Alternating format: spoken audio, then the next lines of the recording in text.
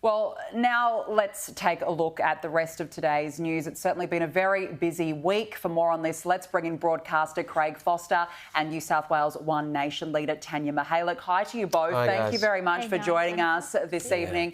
Now, look, let's start with the situation in Bondi, because today the Bondi community took a step in trying to return to some kind of normality following Saturday's massacre. Westfield Bondi Junction reopened this morning for trade for the first time since 6 people were killed.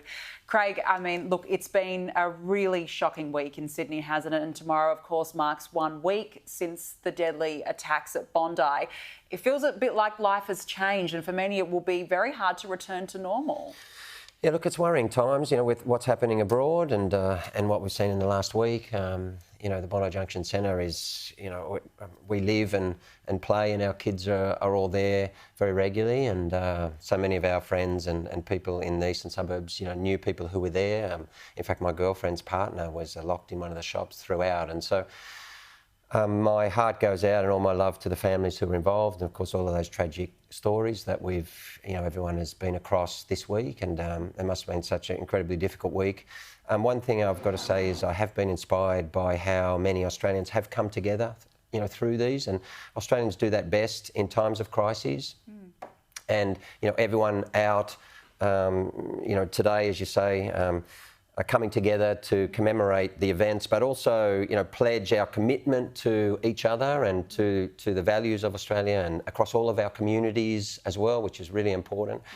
And two, from my perspective, the concept of multiculturalism itself, and the fact that, our beautiful diversity that we have in this country, we have to protect it, and we cannot allow in these times what we have seen, systematic and really dangerous attempts to divide Australians. And I think Aussies, everyday Aussies like us, have resisted that. And that's been wonderful to see the past week. One of the big takeouts, I think, and politicians are starting to talk about it, importantly, is around social media. And we've talked about this numerous times in recent weeks. And I think prior to, but particularly during and immediately post these attacks, these heinous attacks, we saw shocking, divisive, disgraceful, disgusting attempts to leverage horror and tragedy for political or ideological purposes. And it's a really, really serious issue in Australia that we need to get hold of. And I'm at least pleased that in the last couple of days, Australians have turned their mind to that. Look, I think in these sorts of events, Tanya, it shows the best and the worst of humanity. And we certainly draw inspiration from the heroes of the Bondi story and for those who actually really risked their lives to save so many people. Yeah, look, we saw some amazing people come forward, not only the police and, of course, the paramedics and the emergency personnel, but also just shopkeepers and shoppers, stepping in to help victims and to aid victims and to help people, keep people in their shops safe. And, I mean, it was amazing it was. what sort of help Australians gave to each other last weekend. But it's also, I think, Danica, a really important reminder that people... you saw the New South Wales government, in fairness, actually react quite well last weekend. We saw the Premier come back from holiday, which I think was critical and a credit to him for doing so. Yeah, great.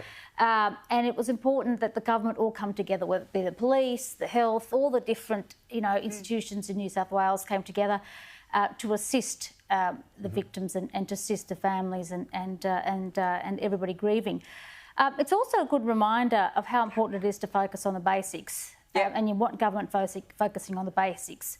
And it's an important opportunity now for this government to actually review the mental health services that are not provided in New South Wales, I should say, because it's been outsourced for a long time, mental health in New South Wales. It's all privatised, costs you something in the order of $300 an hour just to see a psychiatrist or a psychologist. Which is just extraordinary. That's extraordinary. That's a huge and that needs to be reviewed. This is why people are falling through the cracks. Absolutely. People are falling through the cracks. On the weekend. Well said. And the government needs to step in now and actually have a good review of those type of services, I think, moving forward. I think it's really brought that into the forefront. It really certainly has been a more broader conversation about mental health this week. And people want that, not focusing on the pet projects, but actually people actually want proper projects.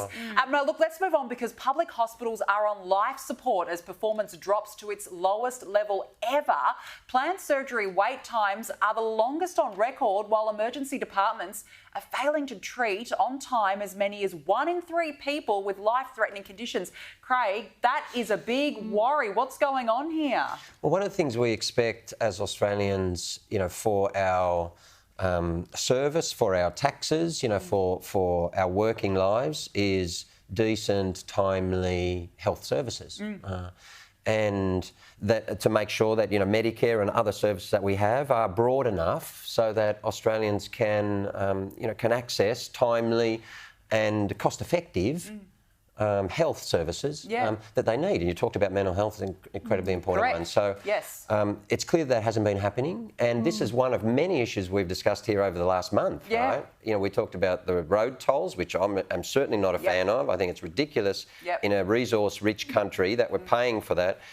And this is another red flag to say, all Australians saying, OK, this needs to be solved. But in order to do so, we have to go to the root causes, and we have to look at where the taxpayer funds go and look at the allocation of taxpayer funds.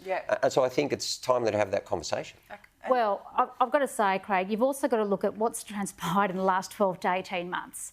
Why is there so much more pressure on public hospitals? Well, I can tell you why. It's because 73% increase in the number of people arriving into Australia, from 437,000 to 727,000 in a matter of months, in 12 months last year. The pressure of migration will put extra pressure on hospitals. There's no question of that.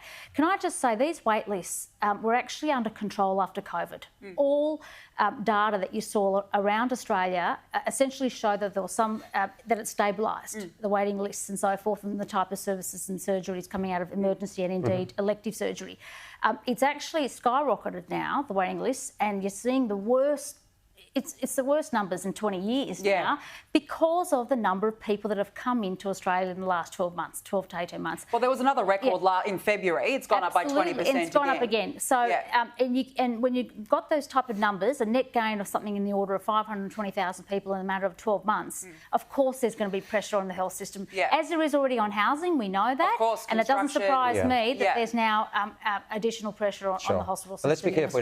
We don't blame everything on migrants and continue to do so. Because last year, those numbers are large, Craig. Those numbers are large. I don't have the breakdown, but I take your point. I take your point. But I do think that we are pointing the finger at migrants a lot without looking at the underlying issues. And I saw a piece today about the New South Wales Health Minister already onto this last year or the year before, that there was something like 14,000 people on the wait list. That's down to 2,000. But it's up again. That's the point, Craig. It was under control for some period there, and it's back up again. I'm sure there's a number of factors, and that is likely one. Well, I think those numbers are very high. I mean, it's certainly been a bit of debate that's raised its head up again.